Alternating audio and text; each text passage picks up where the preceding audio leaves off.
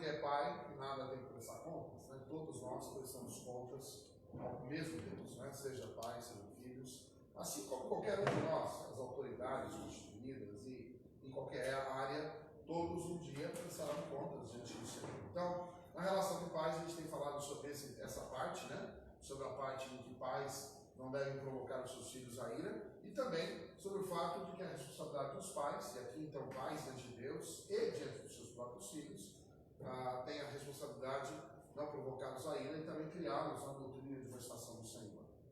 Quando a gente fala sobre assunto, a gente lembra que aí no final do capítulo gráfico é uma composição, né? Filhos honram os pais, respeitam os obedientes, há pais que não provocam os filhos a ira e criam-os na admoestação, e esses filhos então vão obedecer e vão honrá-los, e os pais então, por serem honrados, vão criá-los, não provocá-los a ira, ou seja, é um círculo, né? É igual a relação de marido e mulher que a gente fala. É difícil a mulher ser submissa ao marido? Depende do marido, não é verdade? A Bíblia é clara sobre o fato de que a mulher tem que ser submissa ao marido. No entanto, a Bíblia fala que o marido tem que amar a sua esposa igual Cristo amou a igreja. Ou seja, num nível de amor que vai considerá-la em todas as questões. Então, é muito mais fácil uma mulher ser submissa ao marido que esse marido ama a sua esposa como Cristo amou a igreja. E o marido que ama a sua esposa como Cristo amou a igreja, vai ser mais fácil, né, de ter a mulher submissa. É um círculo. Quando algum ponto dessa corrente se quebra, se torna mais difícil. Aí vem a questão sobre Deus. É a mesma coisa sobre pais e filhos. Tem pais que são durões na questão de exigir a obediência, mas não se dão a condição de honrar, de ser também criar os filhos a não provocação a ira e assim por diante, né? Exige a obediência e honra, mas não se comporta entre não provocar a ira e nem cria, segundo a palavra do Senhor. Então, não adianta pais serem exigentes quanto à conduta dos filhos, mas não serem exigentes quanto à própria conduta de como lidar com os filhos. Então, é uma corrente que precisa ser equilibrada nas relações diante do Senhor. E aí nós falamos sobre as duas áreas, né? Falamos que admoestar significa mudar o mau comportamento. Isso eu quero dar ênfase nessa expressão, porque é a base de todo o entendimento sobre a questão disciplinar. É uma mudança de mau comportamento, não tem outra razão, né? E aí falamos sobre disciplina, falamos sobre alguns princípios, né? Deve ser justa, com amor, equilibrada, deve haver primeiro exemplo, advertência, correção, consequências.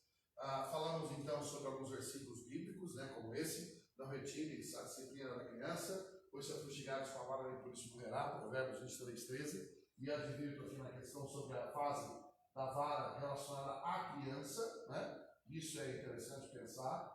O conceito de criança é até certo ano, ou seja, tipo 12 anos no máximo, 11 anos, e depois disso não é mais criança, né? Então não há conceito de criança após uma certa idade. Ninguém é criança para sempre, né? Tudo bem que alguns agem como criança em muitas situações, mas o conceito de criança tem um limite de idade. Então, até certo início, antes da adolescência, ali na transição da adolescência, ali ainda é considerado criança, depois disso não é mais criança. E a Bíblia autoriza pais a usarem a vara enquanto criança. Depois disso é abuso de autoridade. Curioso, né? Bom, a Bíblia deixa muito claro isso, né? Depois disso é só abuso de autoridade. Não tem mais nenhum apoio de Deus, nenhum apoio da Bíblia. Aí é decisão própria que contraria o próprio Deus, né? Muito bem, o Senhor corrige o que ama, o Senhor devolve que sabe o filho. Próximo, né? O que não faz uso da vara, obedece o filho, mas o que o ama desde cedo castiga, mostrando sobre o início do uso da vara e do conceito de educação desde cedo, ou seja, no começo da fase infantil, no início da fase da criança.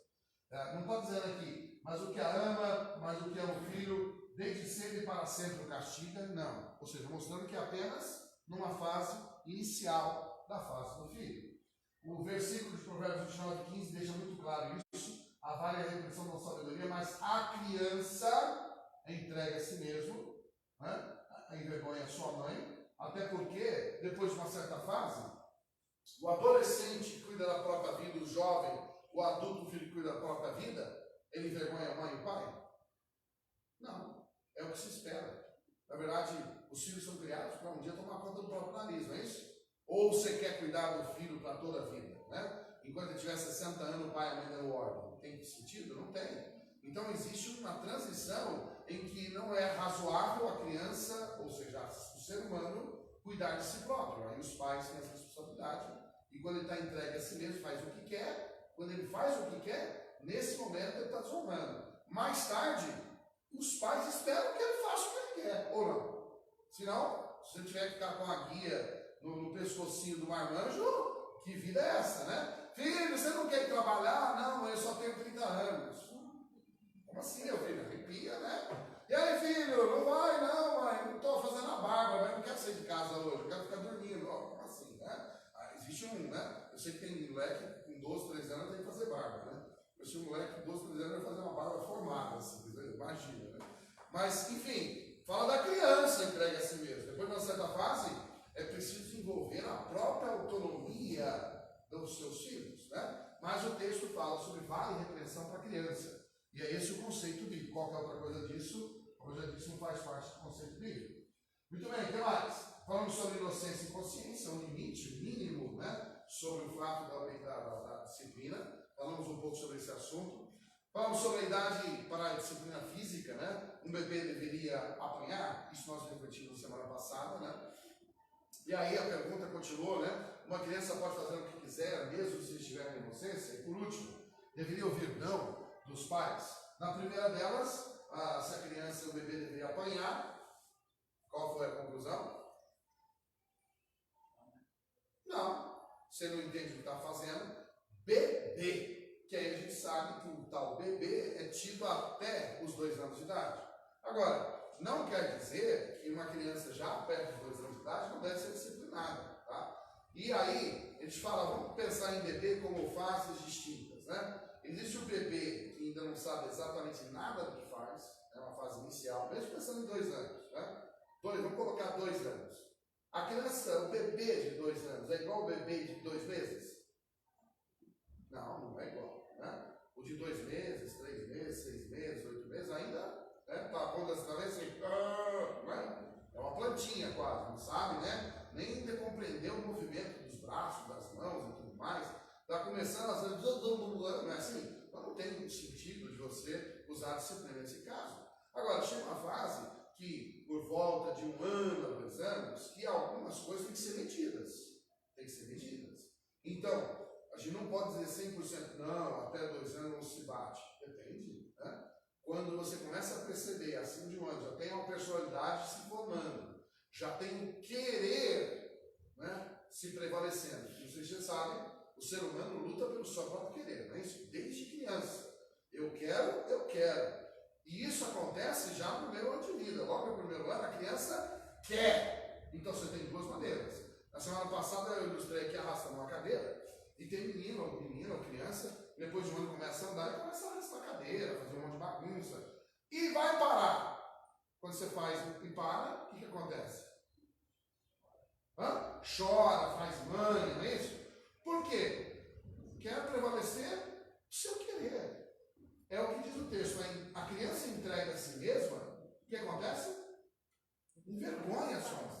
Então, não quer dizer que se a criança, mesmo com apenas 1 ano de idade, começa a fazer o seu querer prevalecer, não, tadinha, bebezinho, não vou fazer nada. Não, senhor, se o pai e a mãe naqueles atos não contém, não limita o querer ao bom senso, e não criar um fator disciplinar, ele vai perder aquela criança, porque ela vai querer dominar para o resto da vida. Toda criança já nasce e com um estigma, com uma perspectiva. Toda criança deseja uma coisa: dominar. Não é isso? Toda criança pensa em dominar. É o chamado egocentrismo. O eu sou o centro do mundo. Uma criança nasce e o desejo dela é ser o centro das atenções. E aí, quando isso não acontece, quando esse contexto não se conclui, ou seja, o mundo não se volta para a criança, e ela então se revolta, ela quer chamar a atenção. Então, é uma questão de cautela e entender se uma criança ela está fazendo algo porque ela não compreende, ou se ela está sendo egocêntrica e ela precisa então ser, nesse caso, o processo de admoestação é necessário. Como eu já disse, a Bíblia deixa claro sobre o fato de que a repreensão é o caminho. Agora, a gente está falando sobre o que a Bíblia diz, né? E a Bíblia diz sobre o fato de que nós temos que pensar sobre a repreensão e a criança não entrega a si mesma. Então, como fazer isso? Aí os pais têm que saber como lidar com a situação e jamais permitir que uma criança domine o seu espaço. Então, a criança, ela não pode deixar ser entregue a si mesma, mas ela tem que ser corrigida, admoestada. E se essa admoestação, mesmo a partir de 1 ano, se ela quiser dominar o espaço, que às vezes é o rei da cocada, e é curioso, né? A gente percebe às vezes uma criança, em qualquer contexto, em qualquer família, né? Às vezes está lá a criança, ela está fazendo uma coisa, mas é curioso como a criança em geral ela começa a olhar ao redor para ver quantos estão olhando o que ela está fazendo. Já percebeu isso? Já viu isso? E a criança, na verdade, mais do que aquilo que ela está fazendo porque quer, ela quer chamar atenção. Ela quer ser o centro da atenção. Então, às vezes ela está lá, como eu brinquei semana passada, a criança arrastando a cadeira, mas ela está olhando assim, ó. Quem está olhando para mim, né? Eu sou o centro da atenção ou não? Porque se ninguém estiver olhando, ela vai tentar empurrar a cadeira. Às vezes é só isso. Ela quer simplesmente chamar a atenção. Então, às vezes a forma de tratar isso, nem sempre que significa que a disciplina é a solução. Às vezes, é uma criança que está carente, não é verdade? Às vezes a solução, sabe o que é? Um abraço. Pegar a criança no colo, ou pegar a criança e dar atenção para ela. Às vezes os pais estão lá conversando, fazendo qualquer outra coisa, e a criança está se sentindo sozinha, abandonada, rejeitada, dentro da família, dentro de casa. Às vezes o que ela precisa mais do que a disciplina é a atenção. Então, cuidado, nós estamos falando sobre mudar um mau comportamento. E a mudança de um mau comportamento vai exigir que os pais estejam atentos, afinal, o que funciona antes de pensar na disciplina física. E esse é o conceito da palavra do Senhor. Então, ser pai e ser mãe vai exigir reflexão o tempo todo, né? Mas eu volto a dizer, uma criança que insiste em ser egocêntrica, este mau comportamento tem que ser impedido, tem que ser mudado. Se for necessário, passe por todos os processos, todas as fases da demonstração e até mesmo, se for preciso, a disciplina física. Muito bem, vamos lá, continuando aqui a outra etapa, né? Sobre essas questões já faladas, e eu já tinha dito isso, a disciplina deve ser proporcional ao nível de consciência da criança. Dependendo do nível de consciência, você compreender os motivos que a levam a criar, assim deve ser também a disciplina. Continuando, falamos sobre 2 Timóteo 3, né? Em 2 Timóteo 3, a Bíblia deixa claro algumas coisas sobre como Deus nos trata. Falamos sobre esse versículo, vamos ler esse texto, diz assim, ó. Tu, porém, aqui Paulo falando a Timóteo, tu, porém, permanece naquilo que aprendeste e de que foste inteirado, sabendo de quem o tens aprendido. Aqui é Paulo falando a Timóteo. E diz assim, que desde a tua meninice sabes as Sagradas Escrituras, que podem fazer-te sábio para a salvação, pela fé que há em Cristo Jesus. Toda escritura é divinamente inspirada e proveitosa para ensinar, para repreender, para corrigir, para instruir em justiça, para que o homem de Deus seja perfeito e perfeitamente instruído para toda boa obra. Muito bem, quando você entrou uma criança no recinto, né? Vai lá, Laura, para apresentar. Meu netinho é o nome da Bíblia. Muito bem. O meu netinho chama? Guilherme. Qual a idade? 1 ano e 6. 1 ano e 6, então era dele. Guilherme, 1 ano e 6, ele que é o nosso alvo, né? Brincadeira. Que bom, bem-vindos vocês. Muito bem. E a Bíblia então fala sobre o fato de que Deus trata e nos ensina a partir desse princípio. Toda escritura, divinamente inspirada e proveitosa para ensinar, repreender, corrigir, para instruir em justiça, para que o homem de Deus seja perfeito e perfeitamente instruído para toda boa obra. Vamos então desdobrar um pouquinho esse texto. Então, o que Paulo dizia a Timóteo é que Timóteo tinha sido criado à luz da palavra. Ele tinha sido ensinado nas escrituras desde criança. Muito bem. E aí a Bíblia serve, tem como propósito, o fato dela ser divina, palavra de Deus, ela é proveitosa para, primeiro, ensinar, depois, repreender, corrigir e instruir em justiça. Então aqui nós falamos sobre uma sequência, uma fase crescente de como Deus nos trata, como todos nós. Ou seja, no primeiro ato Deus já te corrige, já vai lá, mete a mão, tal, Deus, no sentido, Deus mesmo, nós, em qualquer idade. Não, Deus tem todo um processo de trato, né? Vai, é um crescente. Primeiro, peraí, deixa eu te ensinar. Peraí, segundo, olha, não é assim que eu te ensinei. E depois, assim deve ser o princípio, assim como Deus usa a sua palavra num princípio crescente de ação de Deus, de repreensão, de disciplina contra nós, assim deve ser o princípio de paz para com filhos. Ou seja, o alvo de Deus é tornar-nos todos nós o quê? O alvo de Deus é tornar todo ser cristão em quê? O mais parecido com Cristo. A resposta está aqui, ó. Para que o homem de Deus seja perfeito e perfeitamente instruído para toda boa obra. Então, o alvo de Deus, quando ele age na sua vida e na minha vida, é tornar-nos perfeitos. Perfeito aqui não é no sentido da visão humana. A perfeição é, como ele falou, é sermos parecidos com Cristo, né? Mas essa perfeição tem um objetivo. Qual é o objetivo? Ser uma luz para Jesus. Não. Qual é o objetivo na Bíblia? Aqui, está no versículo. Tornar-nos perfeitos, e essa perfeição se dá de maneira prática. Como? Aqui, ó, resta o versículo. Para que o homem de Deus seja perfeito e perfeitamente instruído para toda boa obra. Essa perfeição, ela é prática. Ela não é aquele... Ele é um perfeito sozinho lá no quartinho, calado, só ele. Não. Perfeição espiritual não é fazer a gente ficar num quartinho quietinho, calado, né, ajoelhado no milho, né, e ficar lá na luz do sol. Não. A perfeição para você só não existe. Essa perfeição, ela se espelha numa vida prática. É na conduta que a gente mostra esta mudança, não é isso? E aqui o texto deixa claro. Essa perfeição que nos faz a imagem do Senhor Jesus nos torna aptos, prontos, disponíveis, capacitados para fazer o quê? Fazer a obra que Deus espera que a gente faça. Ou seja, Deus quer que você trabalhe, certo? No aspecto espiritual, não estou dizendo no aspecto do seu trabalho, né, material. No aspecto da obra de Deus, Deus espera que você execute alguma coisa. Esta é a razão da perfeição. Então, eu quero, a partir disso, qual é o alvo, portanto, passando por esse princípio? Qual deve ser, então, numa questão aplicada? O que isso serve para o princípio da educação de pais para com filhos? Como aplicar isso na relação pais e filhos?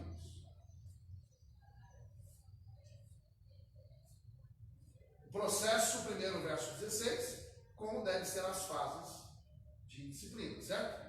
A admoestação, ela é crescente. O pai e a mãe que vai lá e já bate na primeira situação, tá certo? Não. É rápido, abuso de autoridade. Nem Deus faz isso. Portanto, pais que chegam lá, empurrou aquele, já dá um tapa e na cara que é outro erro, já está abuso de autoridade. Esse pai vai ser castigado por Deus, e se chegar a polícia e prender, ele está certo, tem que ir para a cadeia mesmo, que é um pai que abusa, violência. Ninguém tem autoridade para fazer isso. E isso é um aspecto que eu ia falar agora há pouco, um aspecto legal também. Mas, como a admoestação tem como princípio mudar o quê? Mau comportamento. Esse é o alvo, certo? Não é desforrar, não é vingança. É mudar o mau comportamento do filho. Esse é o princípio da disciplina, da educação. Então, se você muda o mau comportamento, você muda o mau comportamento para o quê? A lógica é, você faz com que ele pare de fazer tem um mau comportamento e ele passa a ter o bom comportamento, a mais óbvia questão, né? Ora, o verso 16, não está dizendo que ensinar, repreender, corrigir, para que o homem seja perfeito, né? O homem de Deus seja perfeito e ele para o bom. Não, o verso 17 aqui não está dizendo que ao mudarmos, o projeto de Deus de nos mudar, não quer fazer com que a gente comece a fazer coisas boas, não é isso? Qual é o princípio aqui em relação a pais e filhos? É esse. A admoestação dos pais deve provocar e promover o desejo da mudança daquele filho, da criança, do filho de qualquer idade, para que ele deixe o mau comportamento e passe a fazer bom comportamento. Faça coisas boas, boas obras. Não é isso que está dizendo aqui nesse contexto? Boa obra. Deus espera mudar você, para você pare de fazer o que é pecado e faça aquilo que agrade ao Senhor. Os pais vão disciplinar os filhos em qualquer dos níveis, né, do processo, com o alvo de mudar o comportamento para que o filho passe a agir com boas maneiras. Não é isso que alegra os pais? É isso que alegra Deus. Ora, veja que os princípios são perfeitamente aplicáveis. na relação Deus conosco, pais com filhos. Esse é o mesmo princípio. Como Deus nos trata, assim devem os filhos ser tratados pelos pais. Muito bem. Princípios para a disciplina. Primeiro, vamos lá. Então, diante desse versículo, antes de pensar em alguém querer usar a vara, primeiro vem o quê? Ensino. Pai que não ensinou e quer bater, tá certo? Tá certo isso ou não? Tá errado. Não está na regra. Não está fora. Primeiro ensino, depois repreensão, castigo, correção, ou seja, é um processo sequencial crescente. E desde que as primeiras fases não sejam resolvidas. Porque senão também não adianta você chegar à última instância, né? Sendo que a primeira já resolveu o problema, né? Vou te bater só porque eu falei. Não, peraí, que isso? Já mudou o mal comportamento, vai bater assim? Aí é abuso de autoridade. Relax, vara, disciplina física, apenas para a criança. Falamos agora há pouco. A vara e a repreensão, né? Dão sabedoria, mas a criança entrega a si mesmo. Não utiliza a vara da criança. Ou seja, em todo o contexto que a gente falou agora há pouco, quando se fala sobre vara, existe um mínimo de idade, certo?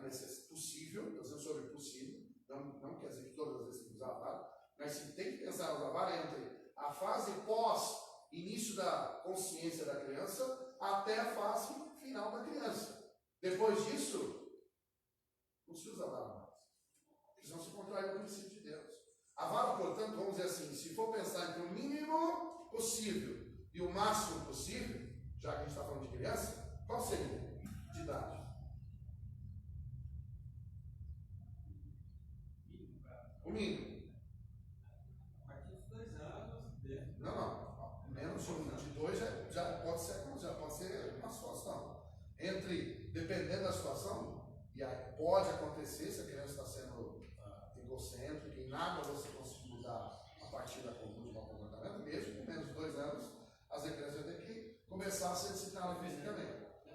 Da conduta, da consciência sobre aquele ato, não em todos os atos, né? Mas quando a gente fala sobre vara e repreensão, daqui a pouquinho a gente vai falar sobre o momento disso, para saber como fazer. Porque senão a gente pensa, às vezes, num ato tão absurdo, né? E aí o conceito de usar a vara pode parecer um ato de abuso de violência, né? Até porque a forma de usar também tem seus rigores, segundo a Bíblia, né? Mas no conceito bíblico, no momento que existe a consciência mínima daquele ato, mesmo que não tenha consciência sobre todos os atos, se for necessário. E até que limite?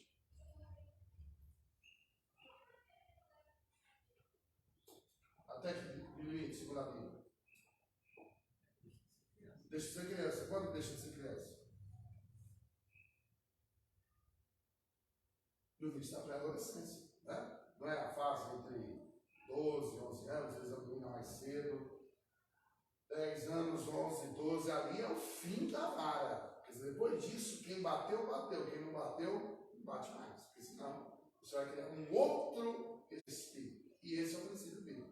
Então, se existe chance de usar a vara, é no período em que é a fase da criança. A criança já, nos primeiros raios de consciência, até o fim da sua fase de criança. Depois disso, não existe mais vara no preceito bíblico.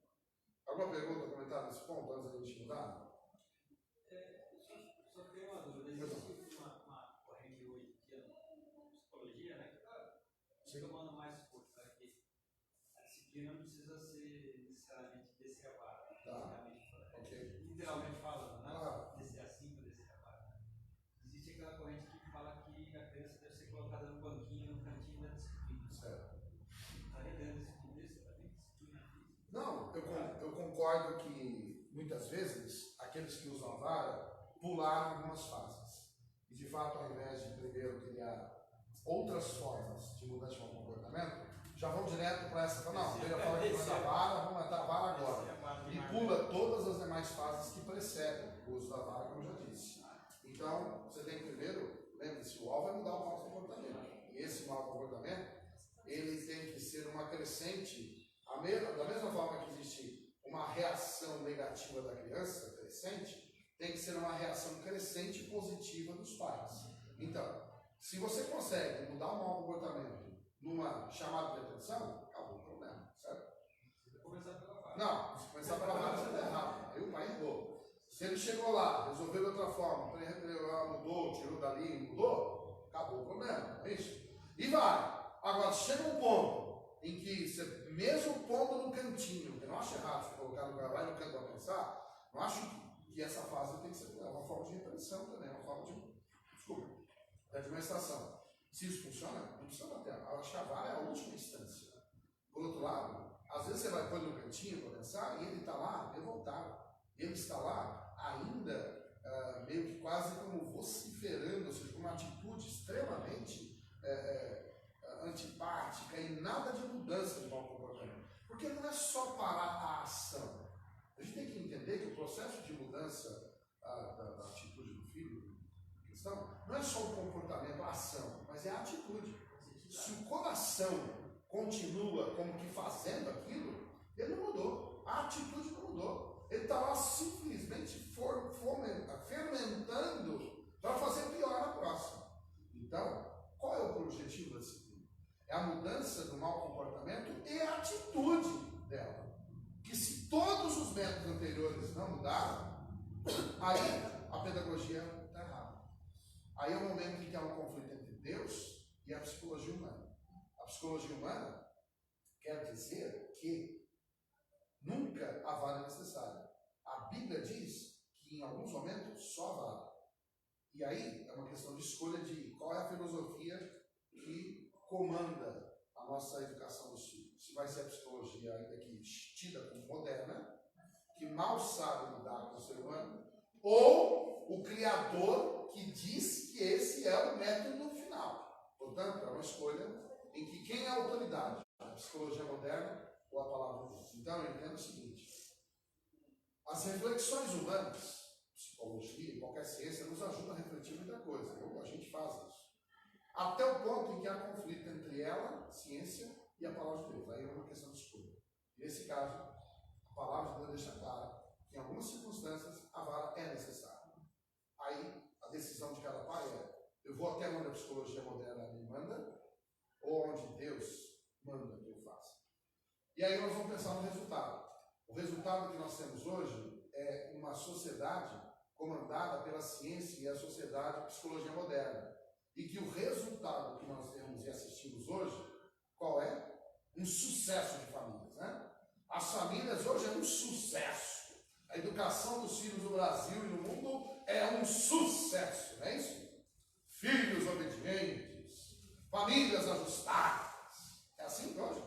É a psicologia moderna e o resultado. Você aceita o resultado que tem hoje? Eu não aceito, eu não acho que é o bom. Na verdade, a sociedade está cada dia mais distante de Deus, mais indo para a tal conclusão da sociedade, da psicologia, da ciência, e longe da palavra. O resultado é esse: famílias destruídas. Cada dia, cada criança é mais um marginalzinho que cresce, infelizmente. Né? Então, ó. Como você falou, é uma questão da sequência, né?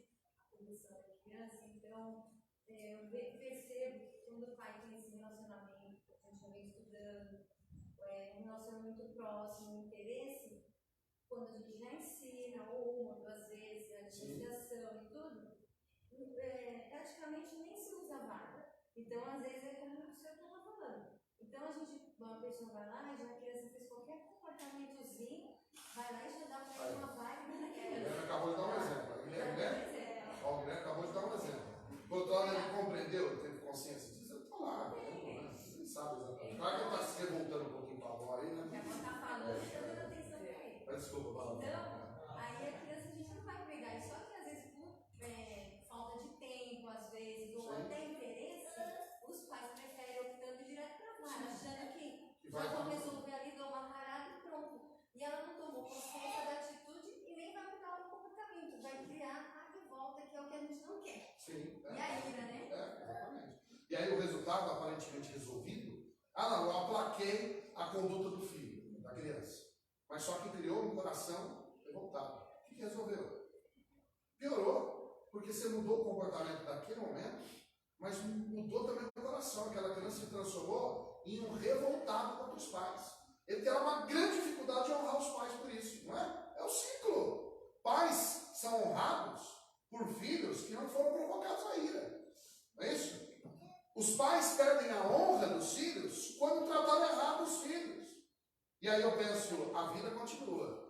Os lances da vida continuam. E às vezes os pais perderam os filhos lá na infância, trataram errado e esperam ser honrados. Como? Se provocaram a ira e não tratá-los, e não foram tratados com justiça. Veja, os tempos se invertem. E de algum momento, o filho não vai ser criança por essa vida. E chega um momento em que tudo aquilo vai criar ninho no coração e pode provocar não o amor e a honra, mas a retração. Isso é uma questão. O que você está plantando? O que nós estamos plantando, né, no coração dos filhos? Né? Só que, pois não.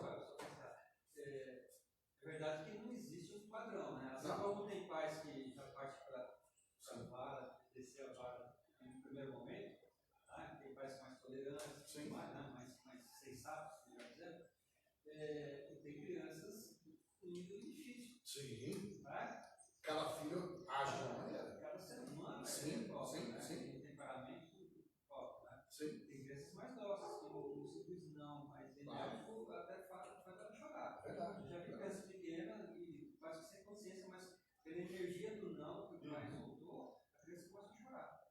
Tá? Verdade, você tem toda razão. Agora, tem criança que aquele não é combustível para ela continuar praticando a coisa errada. Né? Tem toda razão. A criança nasce com personalidades diferentes, né? Com um índole diferente.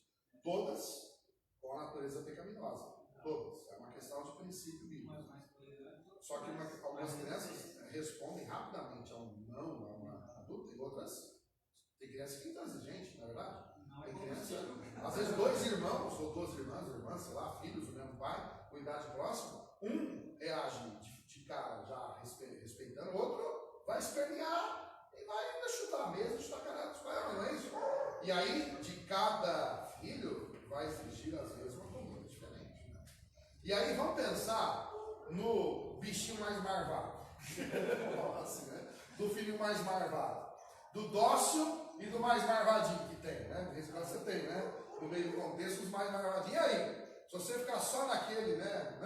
Bebê, criança, bonitinho, tá aí. Daqui a pouco ele tá entrando, né? Pulando no seu pescoço, dando uma chave de braço no pescoço.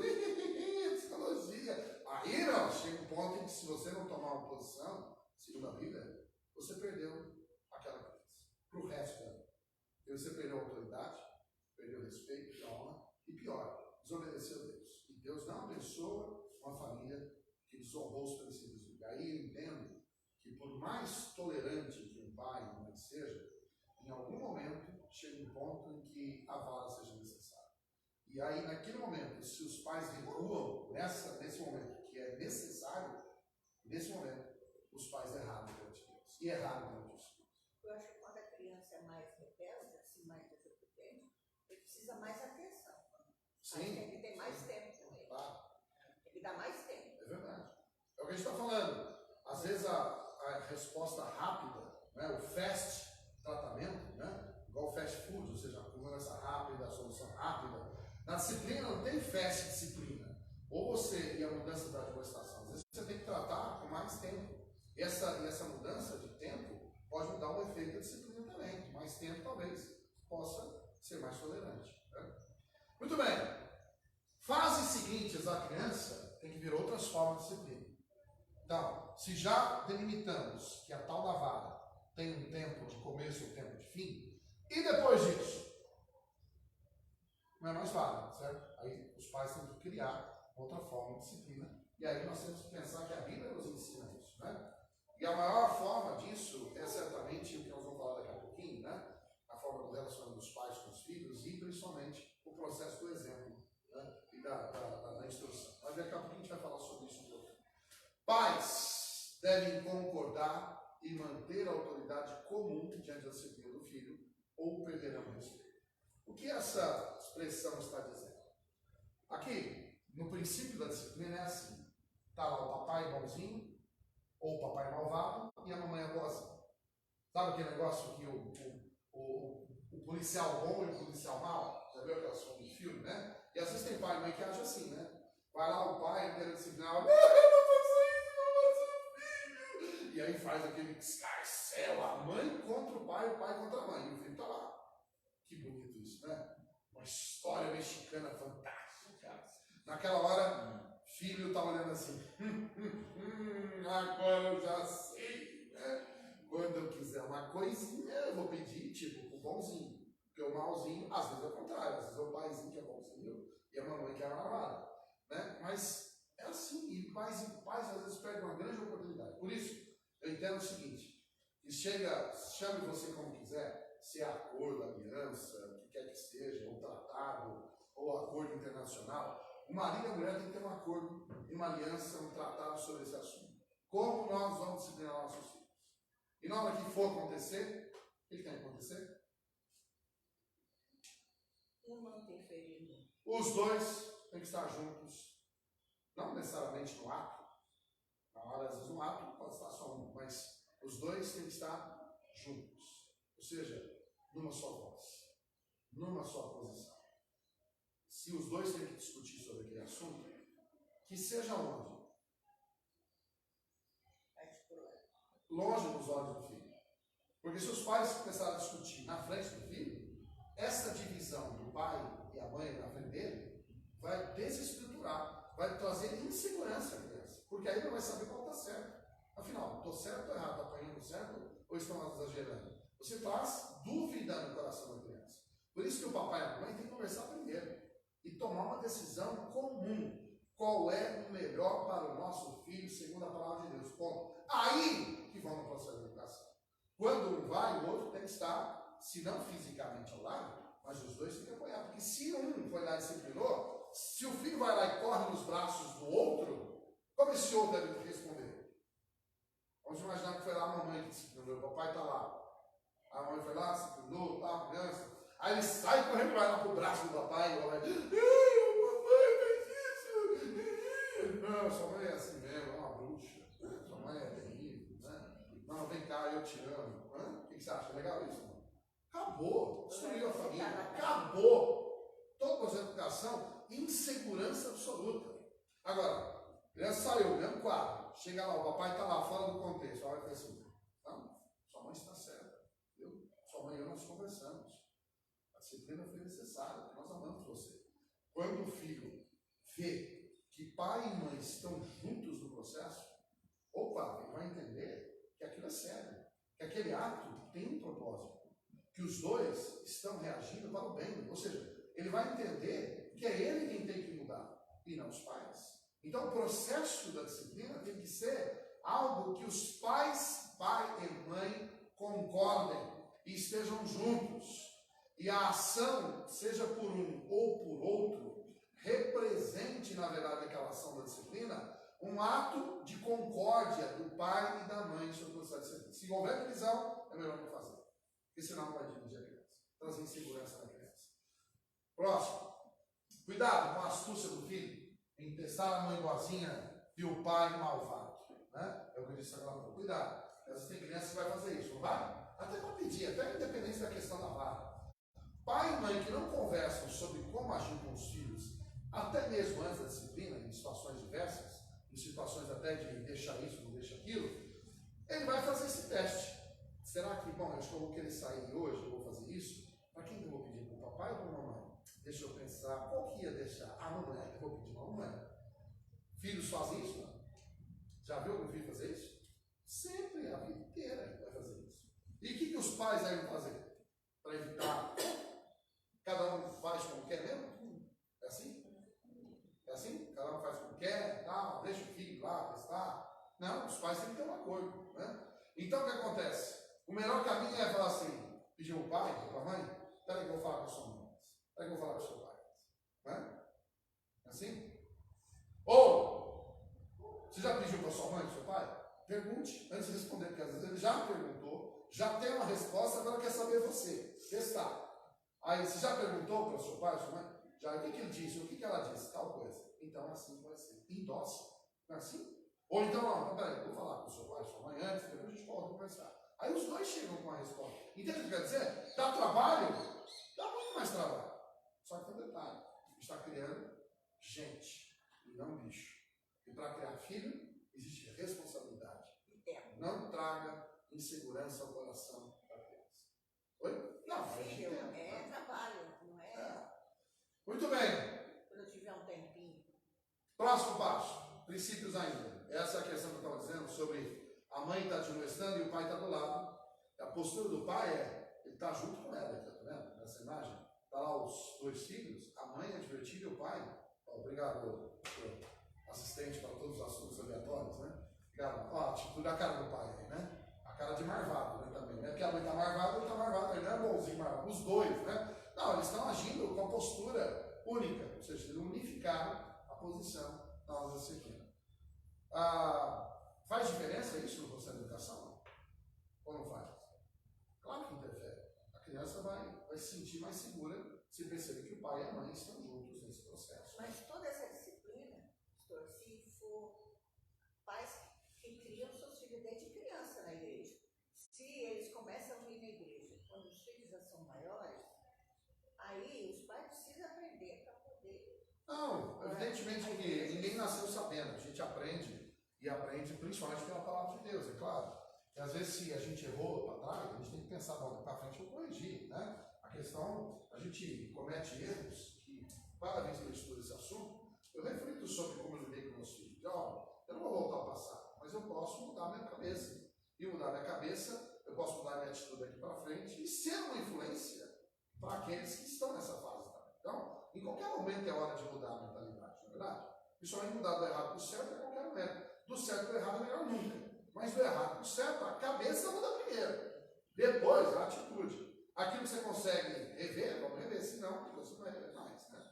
Pode ser que tem coisa que você vai ter que pedir perdão para os filhos. Né? Se você não tem como errar, voltar mais. Próximo. Esse texto aqui é um texto que está lá no Antigo Testamento e mostra o caráter de Deus. E aqui eu quero chamar a sua atenção sobre isso. Aliás, quando nós lemos a Bíblia ela revela quem é Deus, como Deus é, como Ele pensa, como Ele reage, qual é o princípio, qual é o caráter do nosso Deus. Em toda a Bíblia a gente entende quem é Deus e como Ele age, e a partir disso nós mudamos a nossa atitude. E aí esse versículo está lá no Antigo Testamento, Números 14, 18, diz assim: o Senhor é longânimo. Longânimo quer dizer o quê mesmo? É da palavra longo, quer dizer, demora para se enfurecer, né? Não é assim? Já começa com o primeiro princípio. Deus é aquele que demora. É verdade isso na sua vida e na minha? Não? Se não fosse, hoje de manhã estava tudo morto, tudo virado cinza, né? Eu duvido que alguém aqui foi, vamos dizer assim, totalmente bonzinho a semana inteira, né? Mas Deus é tão misericordioso, tão paciencioso, não é verdade? Com todos nós, já começa por aí, né? Deus é longo, demora. E grande em misericórdia. É não? Misericórdia se renova a cada manhã, senão nós seremos consumidos, como diz Lamentações 3:23. Que perdoa a iniquidade. E aqui é uma palavra que a gente às vezes não compreende. A palavra iniquidade, ela não é o pecado. Ela é a lama do pecado. É diferente. Não é um pecado, mas uma vida em pecado. Há uma diferença, não há?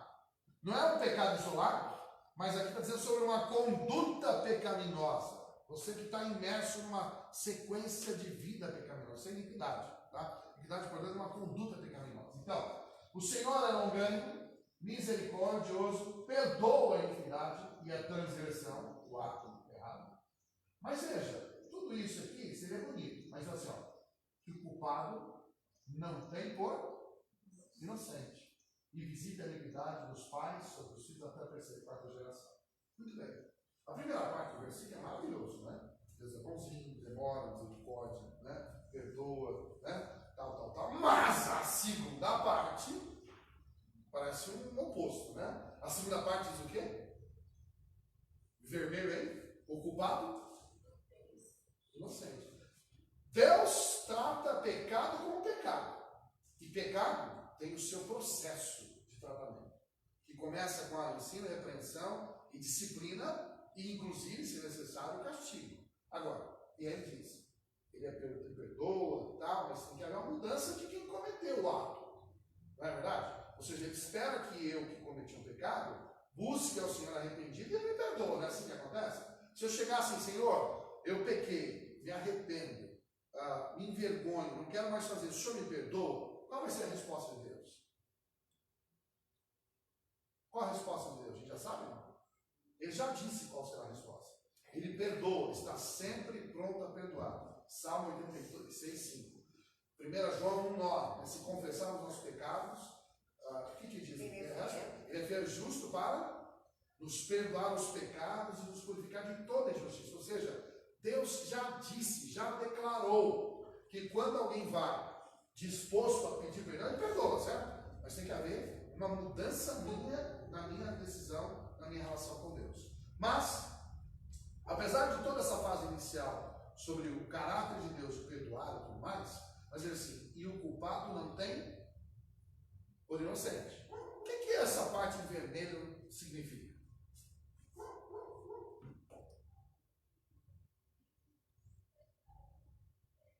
Pecado é pecado.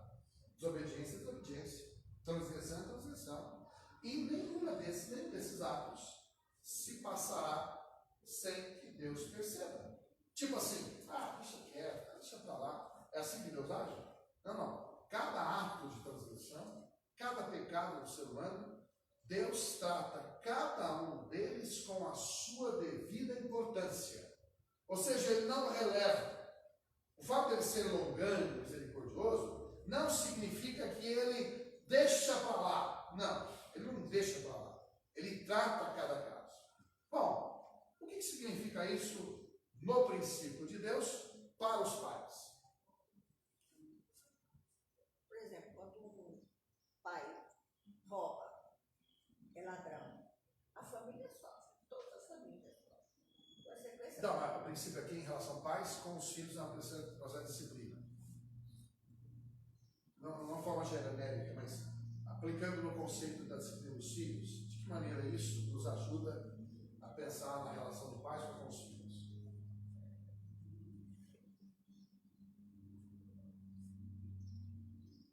O pai não pode ser tolerante ao maior dos filhos. Sim. Fechar os olhos. Exatamente. O que está acontecendo não tomar uma atitude. Muito bem. Não, jamais feche os olhos para os erros dos seus filhos. Como reagir a eles? Aí pode ser proporcional, certo? Ao processo de mudança do comportamento. Pela menor esfera, pode ser só um ensino, a mudança, repreensão, ou pode chegar ao processo da vara. Agora, jamais feche os olhos, ou simplesmente deixar para lá, como se nada tivesse acontecido. Ao fazer isso, você está nutrindo o seu filho para que ele mantenha um comportamento errado. Então, essa é a questão.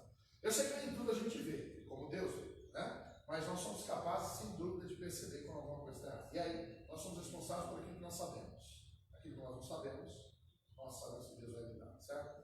Continua. Aí já falei até dessa figurinha aí, né? Lembra da mãe aqui, que a mãe está presa porque ela bateu no filho, a tal da lei da palmada, né? E aí o filho foi solto e agora ela já se encontra, né? Podendo aproveitar a sua infância e está lá ele armado, roubando de novo, né? E aqui a coisa é assim, essa mulher descobriu que seu filho andava armado.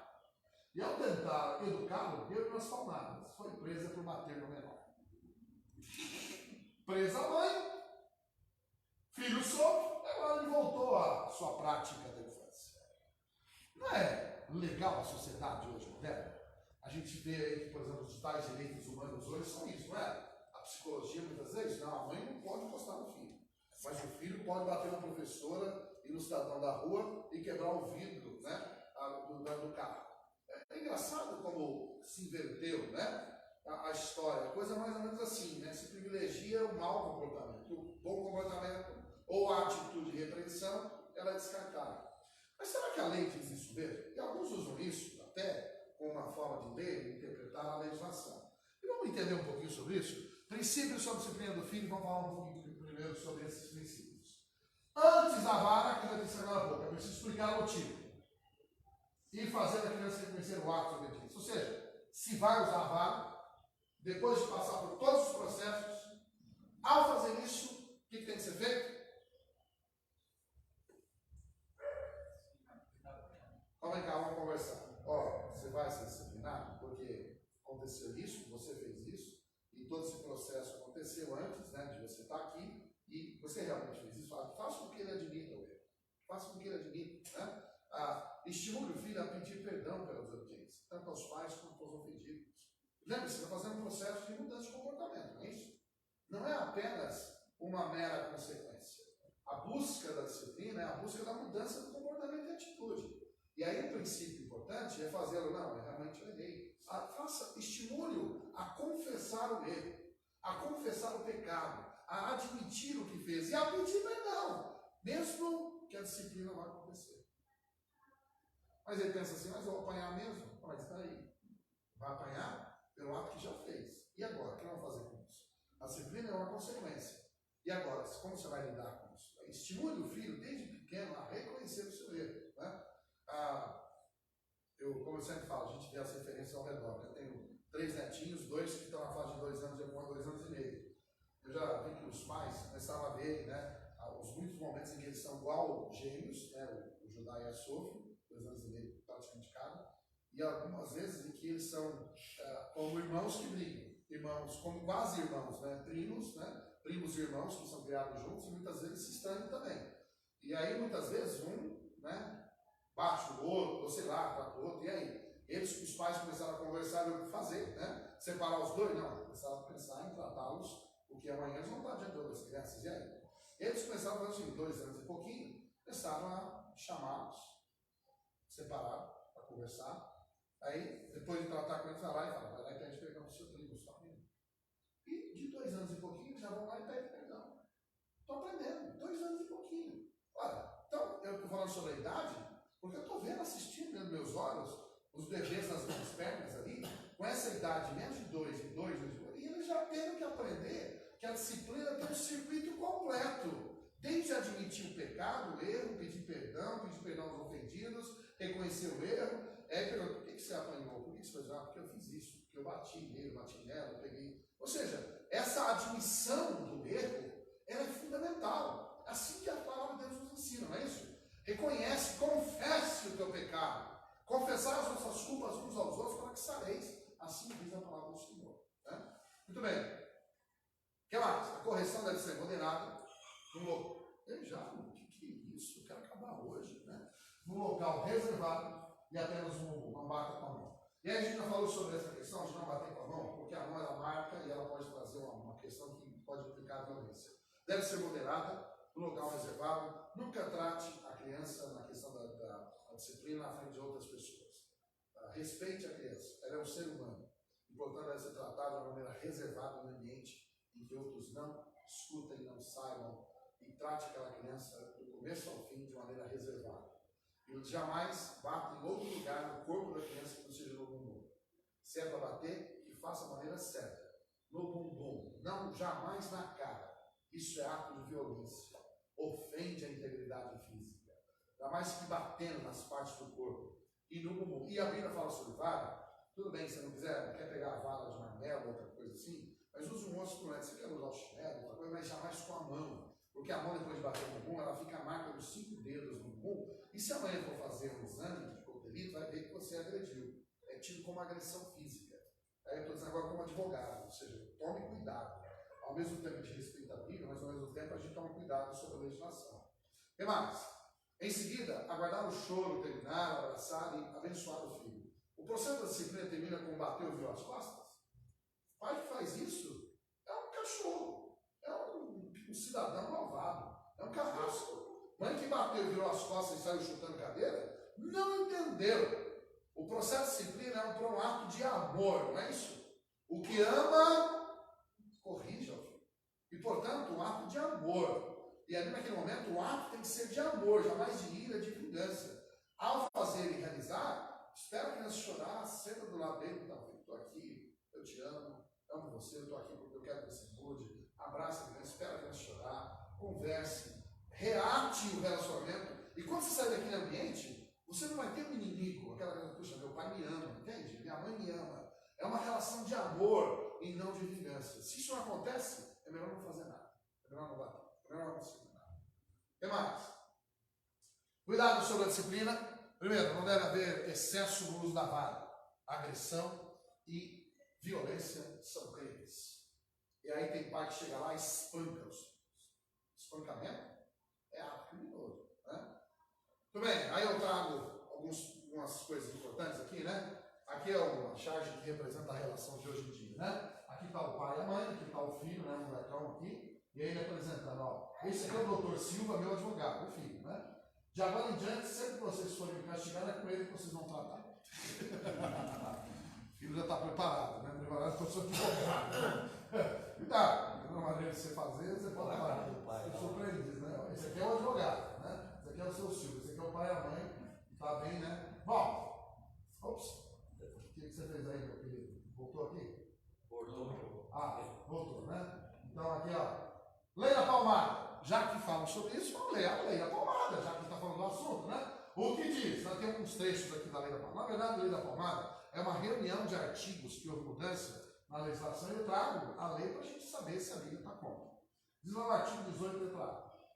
A criança e adolescente tem direito de ser educados e cuidados sem uso de castigo físico ou de tratamento cruel ou degradante, com formas de correção, disciplina, educação, qualquer outro pretexto pelos pais, pelos integrantes da família ampliada, pelos responsáveis, pelos agentes públicos, executores de medidas socioeducativas ou por qualquer pessoa encarregada de cuidar deles, tratá-los, educá-los ou protegê-los. Esse é o princípio da lei. Um dos artigos, né? Então está dizendo que os adolescentes deveriam ser educados sem uso de castigo físico ou de tratamento cruel, né? Vamos continuar. Parágrafo único, continua. Para os fins dessa lei, considera-se castigo físico ação de natureza disciplinar ou punitiva aplicada com uso de força física sobre a criança ou adolescente que resulte em sofrimento ou lesão. Agora veja bem. A gente tem que aprender a ler as coisas, certo? O que a lei está dizendo aqui? Que toda e qualquer disciplina física é inadmissível, não é permitida? Qualquer uma não é possível? Não, está dizendo que só não pode aquela que causar o quê? Exatamente, sofrimento físico ou lesão. Então, nós que somos espertos e vamos seguir a palavra de Deus, vamos pensar o seguinte: vamos promover ainda a disciplina vara se for necessário, mas cuidado com o excesso. O excesso é crime e eu, como pastor e advogado, acho que é possível conciliar perfeitamente isso. Mantenham a Bíblia como autoridade, que a vara é necessária, quando necessário, deve ser aplicada, mas também a proposta de que cada um cuidado para não haver exageros. E não haver exagero, Deus está sendo respeitado e a lei também. Pronto, tá vendo? Que maravilha. Eu não acho que a lei veio atrapalhar. Ela veio inibir os excessos. Está certinho, concordo. Nenhum filho tem que ser exageradamente castigado. O que mais? Lei da palmada continua. Tratamento cruel ou degradante. Conduta ou forma cruel de tratamento em relação à criança ou adolescente que humilhe ou ameace gravemente ou ridicularize. Sabe, tipo assim, o pai e a mãe que vai lá e bate na frente dos outros crianças? Está errado isso? Está errado. E a lei que fala é humilhação. Ou criança que está lá, como diz antigamente, no terreiro da casa, a mãe chega e joga uma vassoura na cabeça dele. Está certo isso? E tem gente que acha que é uma maravilha. Ou a mãe pega lá o ferro, passa a alma aqui e te joga na criança. Está disciplinando. Mas não tem isso? Pai e mãe que faz isso, está certo com Deus? Pelo contrário, nem com Deus nem com a lei. E aí é exagero. Pais, os filhos não são nossa propriedade. São seres humanos, herança do Senhor, e nós temos a responsabilidade de tratá-los corretamente. Quando exageramos, somos punidos por Deus, certamente pela legislação. Então, estou aqui para endossar a questão da disciplina como um equilíbrio. O exagero é contra Deus e contra a própria legislação. Então, cuidado, jamais se ridicularize, jamais trate a criança dessa forma. Terminando aqui o assunto, Código Civil Brasileiro. Né? Pensa que a gente só fala da Bíblia? Não, fala sobre a lei também. É um equilíbrio das coisas. Veja bem, como é a questão séria. Perderá, por ato judicial, o tal do poder familiar, o pai ou a mãe que, veja bem, ou seja, o tal do poder familiar é aquele direito de ter o seu filho ou sua filha contigo. Né? Você pode perder o seu filho ou sua filha por uma decisão judicial. Quando? Quando castigar, só está lá, castigar o filho. Castigar o quê? Imoderadamente. Esse palavrão aqui quer dizer o quê? Imoderadamente é sem moderação, não é isso? Sem certo controle. Quando um pai ou mãe castiga de forma exagerada, poderá haver uma decisão judicial de tirar o filho da guarda do filho. E está certo isso? A lei? Está errada essa lei? Não, está certo. A integridade da criança e do filho tem que ser preservada. Se o pai ou a mãe exagera, nem Deus, nem a lei humana vai apoiar isso. Né? Então veja, ao mesmo tempo eu estou defendendo o uso da vara, mas ao mesmo tempo eu estou mostrando que diante de Deus e diante dos homens, há um limite do uso desse processo. Né? O que mais? Agora vem o Código Penal. Não é aula de direito, mas é uma reflexão tanto sobre a palavra quanto sobre a lei. O Código Penal, veja bem, o Código Penal brasileiro, que eu sei que hoje em dia não se respeita muito, né? Tem tanto criminoso bandido até de terno e gravata, mas é importante a gente entender. Expor a perigo a vida ou a saúde de pessoas sob sua autoridade, guarda ou vigilância, para fim de educação, ensino, tratamento ou custódia, quer privando-a de alimentação ou cuidados indispensáveis, quer sujeitando-a a trabalho excessivo e inadequado, quer abusando de meios de correção disciplinar. Então, todo esse artigo 136 do Código Penal, o que tem a ver com a disciplina dos filhos? Está dizendo que é o seguinte, pai e mãe que tem, ou alguém que tem a guarda da criança, né? E utilizar forma de tratamento, né? De disciplina, privando de alimentação. Já vi pais falar assim, você fez isso, então você nem almoça hoje. Como assim? Então você não vai almoçar? Que é isso? Que história é essa? Você vai lá no quartinho e fica assim, almoço sem janta. Hein? Como pode? Isso é um pai e uma mãe que tem que ser preso, certo? Que uma forma de privação seria a alimentação, é pai e mãe, qualquer um tem que ser preso. Jamais isso deve ser feito, né? Ou, cuidados indispensáveis. Não, você não vai nem tomar banho hoje. Tem pai e mãe que faz isso, castiga a criança assim, você não vai comer e tomar banho.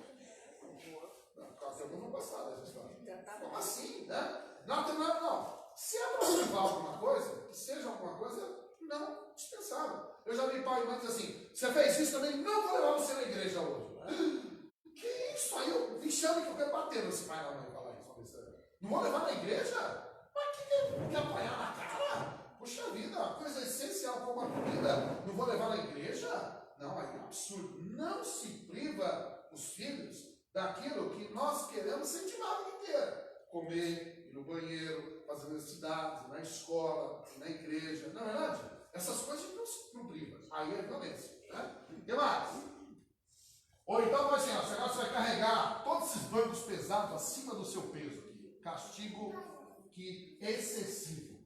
Trabalho excessivo também não é forma de disciplina. Né? Porque ele vai ter raiva do trabalho. Você vai lavar toda aquela pilha de louça sozinho. Ele vai falar, nunca mais vou querer lavar louça. Né? Aí, porque você disciplinou por um conceito errado. Então aquilo que você faz, tem que lembrar o efeito disso. Ou inadequado. E aí fala, e a última coisa é abusando dos meios de correção e disciplina. Não é não disciplinar o regime, mas a palavra quer dizer o quê? Abusando, certo? O abuso é tido como crime. Pense bem. E aí vem a continuação. Qual é a pena? Já trouxe até a resposta da lei. Pena, detenção, ou seja, cadeia, de 2 meses a 1 ano, ou multa, e parágrafo no simples fato mesmo da lesão corporal de natureza grave, ou seja, se você machucou a criança, o filho, machucou, coisa séria, aqui vai para a penitenciária de 1 a 4 anos. Não, aqui estou falando da coisa séria, isso está na lei. Se vai acontecer com alguém, não sei, eu espero que não. Mas aqui é um ensino de advertência. A lesão grave, lembra que eu falei sobre bater com a mão, hematoma, excesso de vara? E se você machucar a criança, e ela for no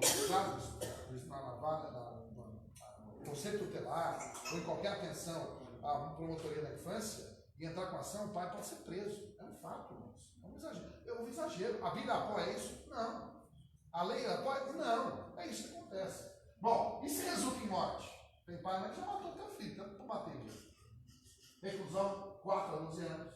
E a pena aumenta de 1/3 se o crime é praticado por uma pessoa menor de 14 anos. Qualquer desses crimes aqui, se você ainda é menor de 14 e excedeu, aí aumenta 1/3 a pena. Jamais use a disciplina como vingança ou em momento de ira. Isso é uma questão que eu já vi pais na mesa assim, né? Tá vendo? Consegue ver a imagem?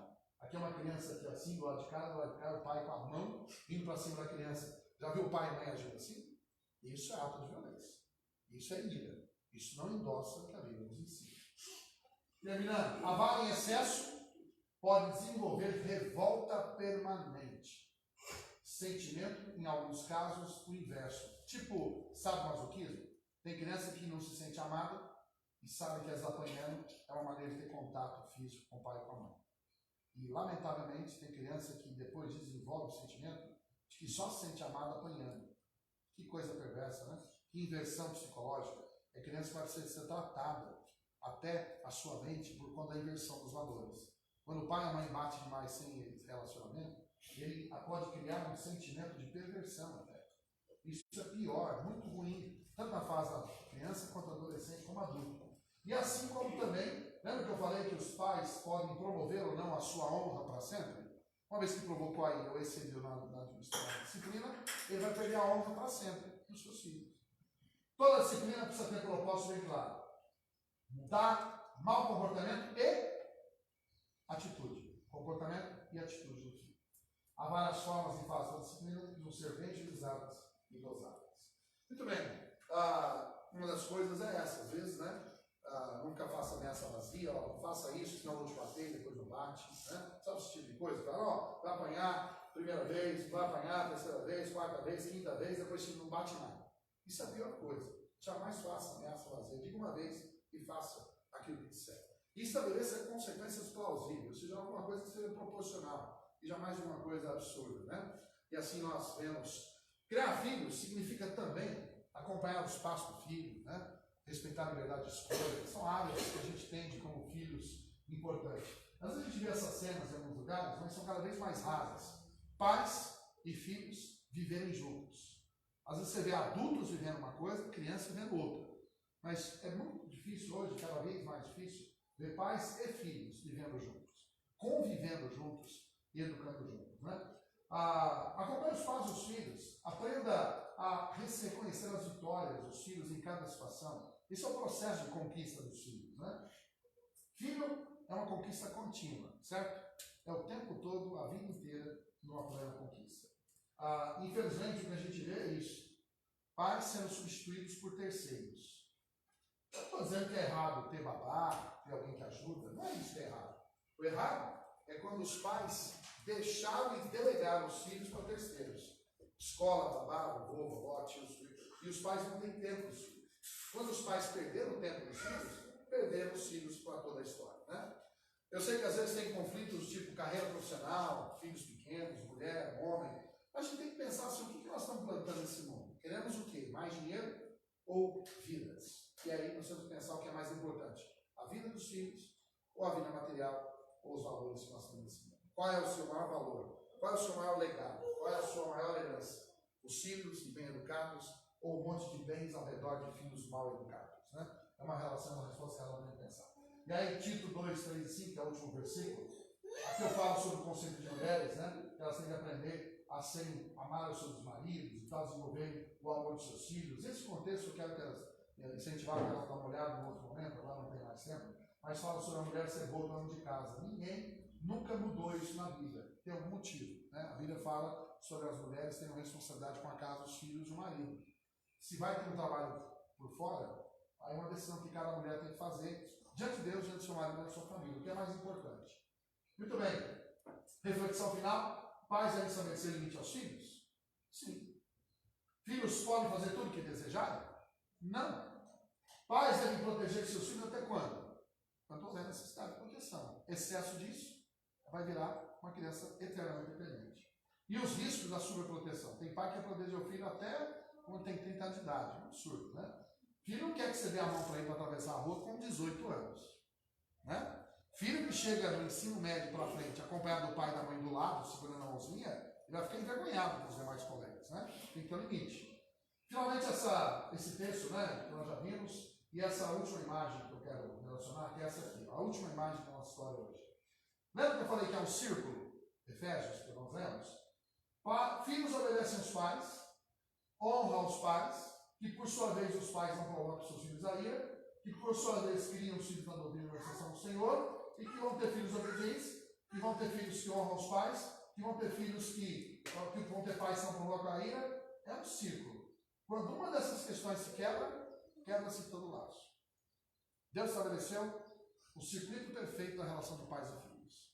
E é isso que eu espero para a sua família e para a minha família. Que Deus abençoe, né? E aí a reflexão final: o mundo tem um padrão de família que está em desacordo com Deus. O plano de Deus o plano do mundo leva pais a abandonarem seus lares e seus filhos, e filhos a desobedecerem e desonrarem seus pais, abandonarem seus lares. Há lares cheios de ódio, pais e filhos que não se falam. Esse é o ritual do mundo. Satanás tem grande interesse em destruir os nossos lares. Não se renda à estratégia do mundo. Deixe o Cristo entrar em sua casa e tenha uma família abençoada. Essa é a nossa conclusão. E eu espero que essa imagem aqui seja a sua reflexão para a sua família. Eu e a minha casa serviremos ao Senhor. Deus os abençoe.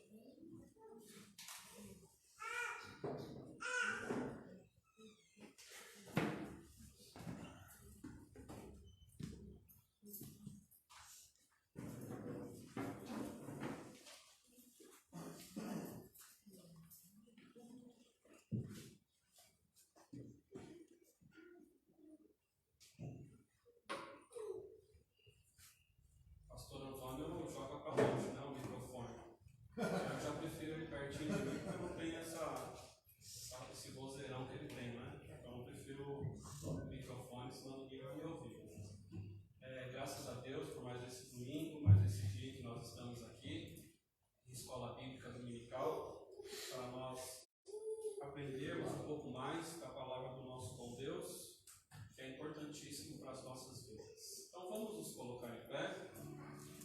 Vamos partir para o encerramento da nossa Escola Bíblica Dominical. Lembrando que nós já estamos né, no mês de setembro.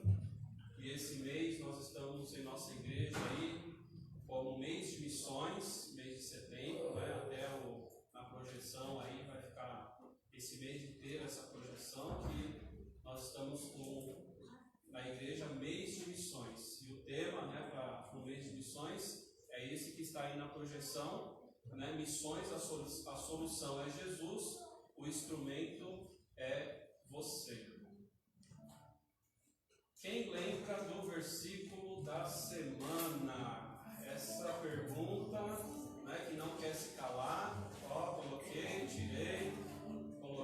tirei, só para dar uma lembradinha, né? Esse aí. Quem lembra de cor? Quem decorou? Quem memorizou o versículo da semana? Pode falar, pastor. Deixa-os a paz, a minha paz vos dou. Não vou a todo como me dar. Não se turbe o vosso coração, nem se atemorize. João 14, 27. 14, 27. Outro pastor. Deixa-os a paz, a minha paz vos dou. Não vou a deixo. Não vou a dou como o dá o mundo. Não se atemorize, não se turbe o vosso coração. Quem mais?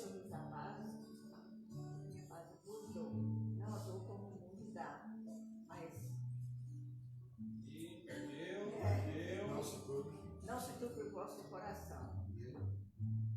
Nem se atemorize.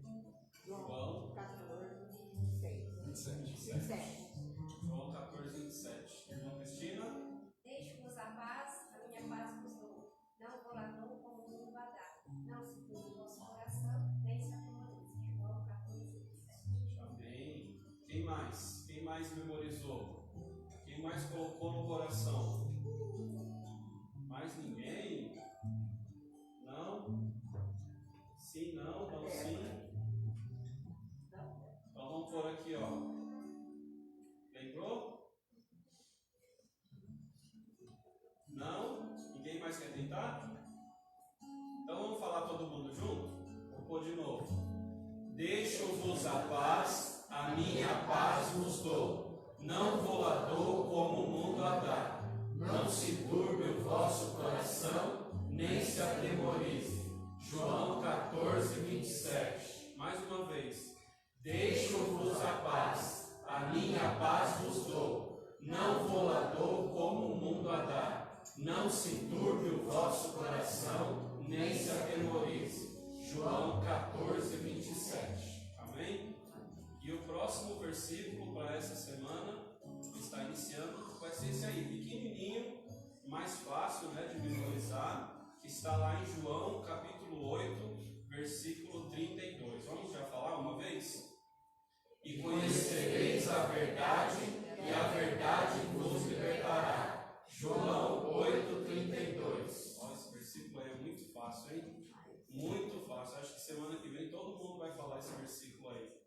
Então vamos, memorizar esses versículos em nosso coração e vamos não somente deixar no nosso coração, mas vamos repassar, isso principalmente para as pessoas que nos rodeiam, no nosso trabalho, no nosso estudar, que nós venhamos cada vez mais utilizar essa ferramenta que Deus coloca nos nossos corações. Amém? Nesse instante, então, vamos louvar o nosso Deus através desse cântico, que também será o momento de nós entregarmos os dízimos e as ofertas. Esqueci o das crianças aqui. Mas as crianças podem colocar também no lugar do laço que está aqui.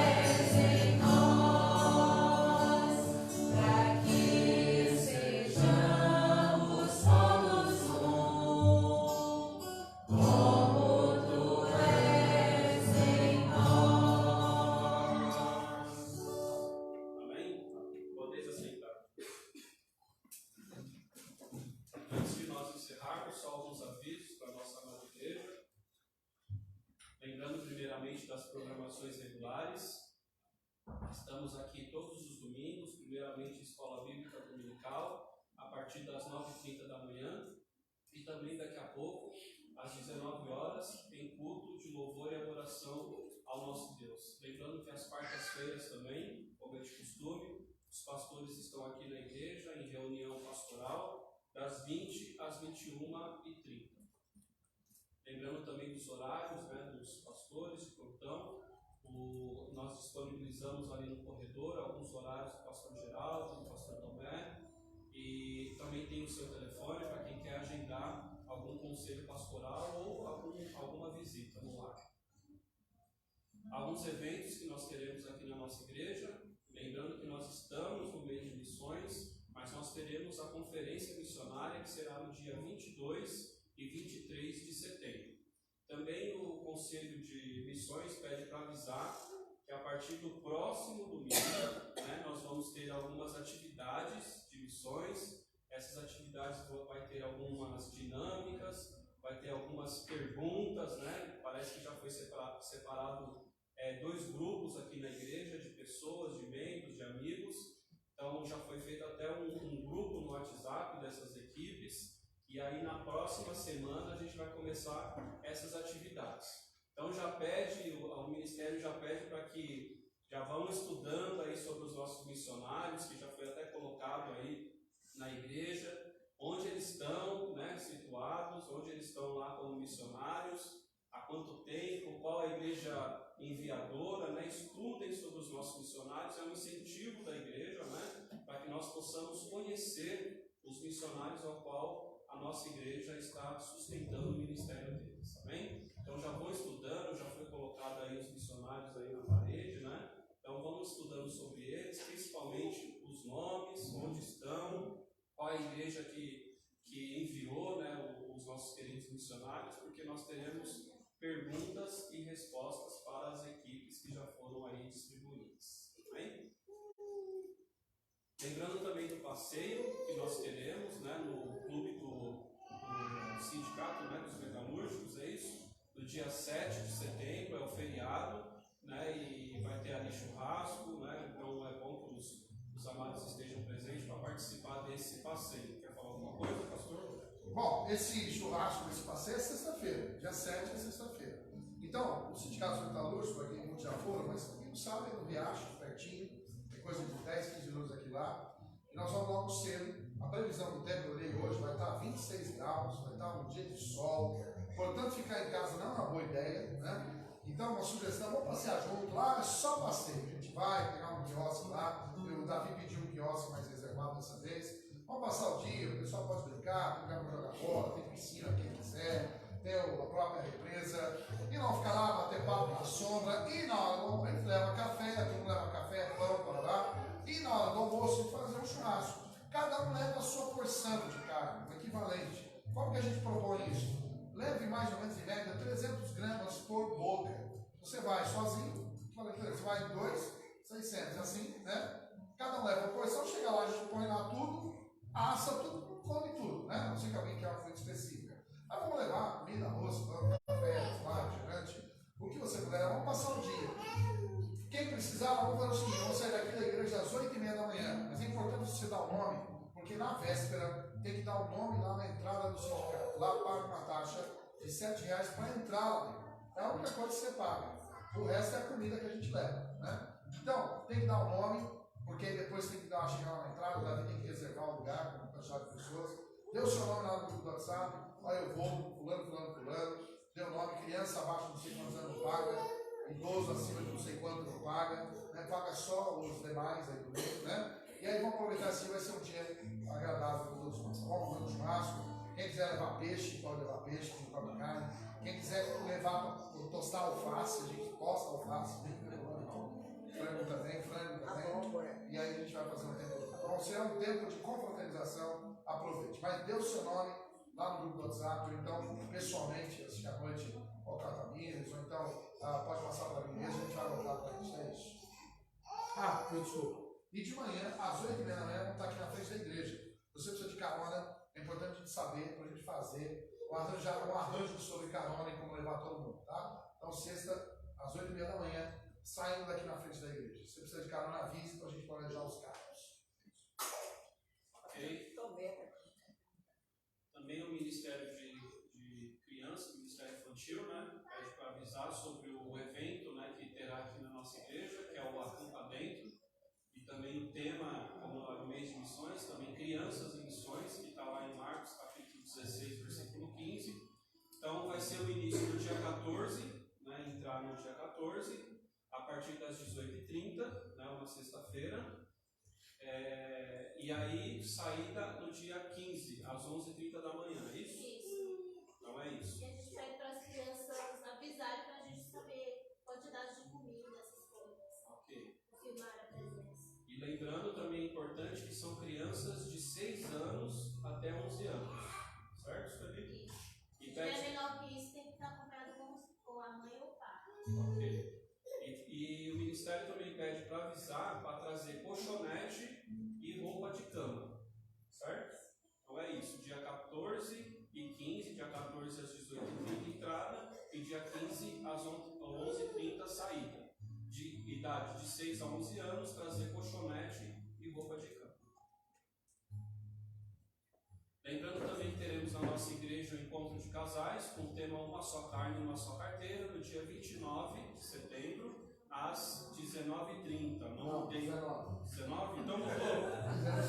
Então o Bruno mudou e não me avisou. Então mudou, agora tá certo, é 19. 19 horas, dia 29. Palestra para casais. Se o marido e a esposa, ou um dos dois, não puder vir, pode vir sozinho, tá? Ou a esposa, ou o namorado. Nesse caso, não é de mesa romântica. Dessa vez é uma palestra. Se o marido não pode, ou a esposa, pode vir sozinho também, tá? Ou o namorado. Ok, então agora a projeção está certa. 29 de setembro às 19 horas, ok? Lembrando também dos aniversariantes dessa semana, a nossa irmã Érica, ela não está aqui entre nós, mas nós já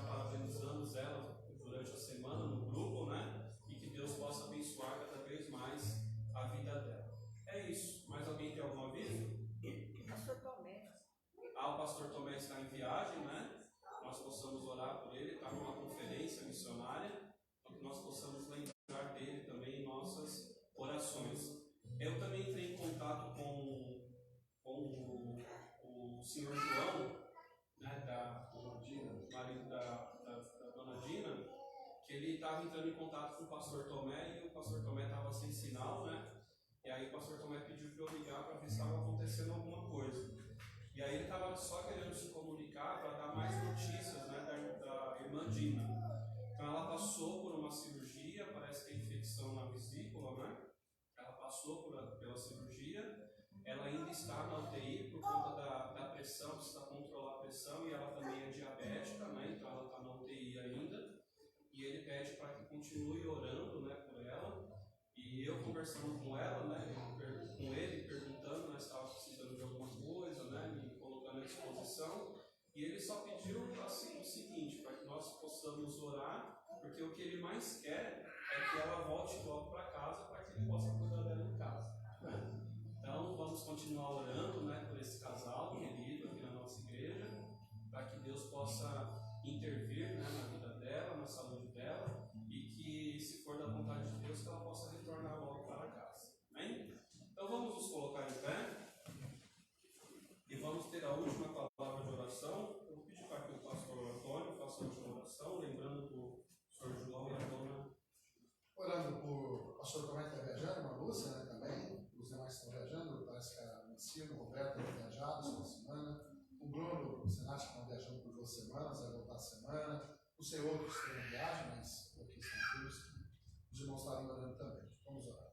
Senhor, obrigado por tudo que o Senhor tem feito, por essa semana, a bênção do Senhor, esse início de semana, hoje estando na tua casa, obrigado pela tua palavra, em cada classe ensinada, que o Senhor possa nos fortalecer. Dê-nos uma semana de vitórias, o culto à noite, se for a tua vontade, que seja uma bênção às nossas vidas, o mês de missões, as programações, o casamento de crianças, palestra para os casais, o passeio de sexta, tantos eventos, ó Deus, o Senhor possa estar no controle de cada coisa, de cada evento, que em tudo o Senhor seja glorificado. Abençoa a nossa igreja, que possa aumentar a comunhão e haja crescimento na diante do Senhor. Pedimos pelo Sr. João da Dina, em especial da Dina, suas recuperações da cirurgia, que possa estar com ela e ela possa retornar para casa e retornar com saúde em breve à nossa igreja também. Pedimos pela viagem, que estão viajando, o pastor Tomé, o Bruno, o Roberto, os demais, outros que estão impedidos. Abençoe cada um no seu projeto e que a tua casa, Deus, todos nós possamos amar uns aos outros, orar uns pelos outros.